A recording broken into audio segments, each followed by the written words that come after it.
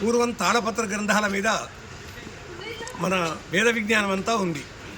అంటే ఆకుల మీదనే పూర్వకాలంలో మన విజ్ఞానం, మన సంస్కృతి, మన చదువులు అన్నీ మన ఋషులు రాసిపెట్టారు. ఇవాళ ఈ రావి ఆకు, ఎందుకంటే శ్రీకృష్ణ పరమాత్మ తాను రావి చెట్టును అన్నాడు, అశ్వత్థ వృక్షం అనేటటువంటిది, వృక్షాలలో అశ్వత్థానం అనేటటువంటి విధంగా అన్నాడు. కాబట్టి అలాంటి అశ్వత్థ పత్రం మీద నా చిత్రం వేసినటువంటి చిరంజీవి శివకు నేను ఆశీస్సులు అందజేస్తూ అభినందనలు తెలియజేస్తున్నాను.